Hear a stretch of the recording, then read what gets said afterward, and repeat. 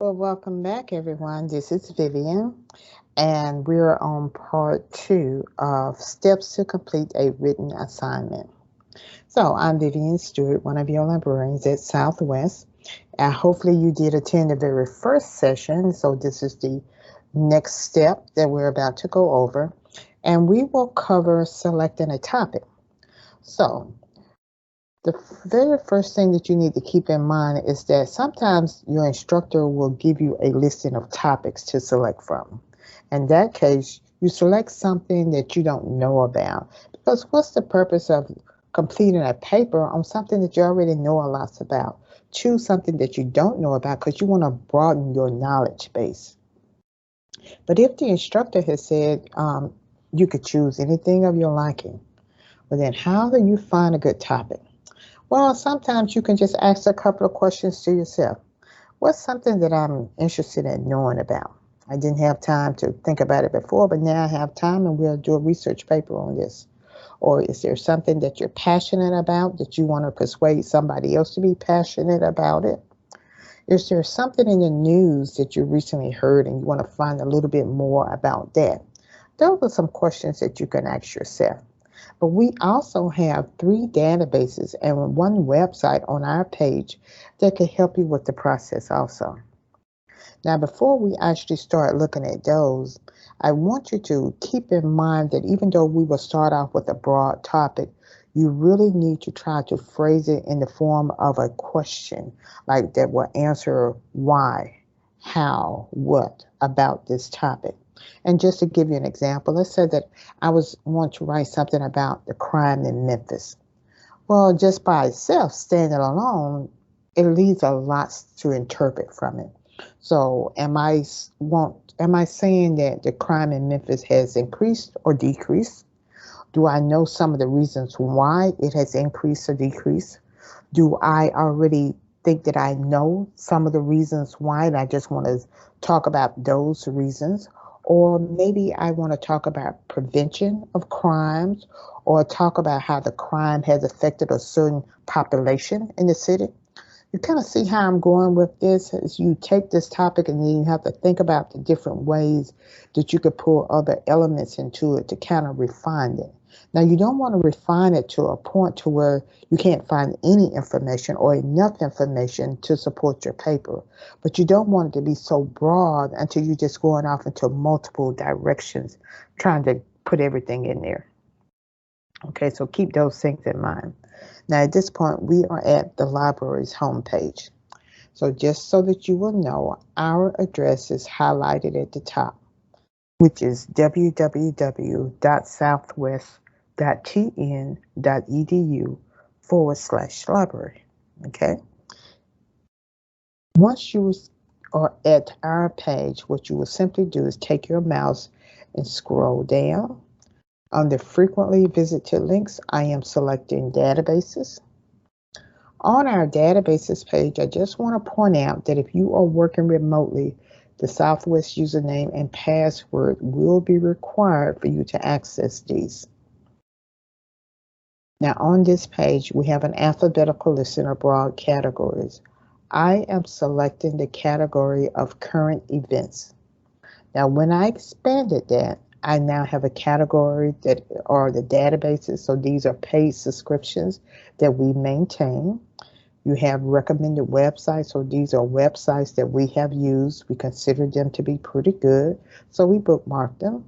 And then you have multimedia. So under multimedia, these may either be database titles or YouTube videos that we have created. So we're going to quickly look at three sites very quickly.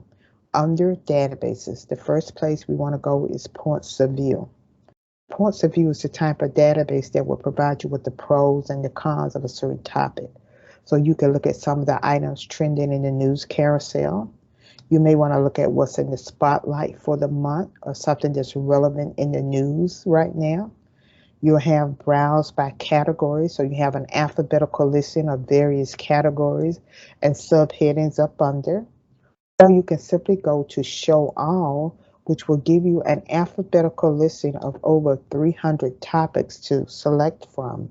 And not only can you select the topic, but you can start your research process here also. So this is points of view. Closing out this particular site, back at the databases page, I am now going to opposing viewpoints. This is very similar because it gives you like controversial type topics. So you may want to look at the issues of interest in this carousel. As I scroll down a little bit more, we can either look at what's listed up under business and economics. There are 139 things there. You may want to look at what's up under law and politics. There's 215 there. Or you can simply go to browse all issues. Now we have an alphabetical listing of issues. You can select one because you're selecting this as your topic. And of course, it starts providing you with research information while you're here also. And you can see the items that have recently been updated. And in some cases, there may be totally new items that are added to the listing. So this is the second place. We're closing this out. The third place is issues and controversies. And I actually think that this has more selections than the other two. So if you want to look at the pro and con articles in the news, you have your carousel here. But I would suggest that you go to all issues A to Z. And here we have an alphabetical listing of various topics. Selecting a topic and it will provide you with research information. And the ones that have the little camera lets you know that there are some video clips that you can actually watch here also.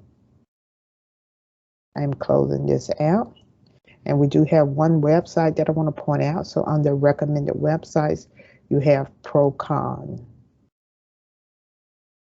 So this is a very popular site, providing you with the pros and the cons. You can look at what's considered up under a topic, or you can do topic A to Z. I said topic, I meant category, so sorry. But as you can see, what is happening when you look at the topics A to Z, it forms it into a question. And that's when I say, you know, kind of have a question in mind. So like with animal testing, it says, should animals be used for scientific or commercial testing? It places it in a question for you.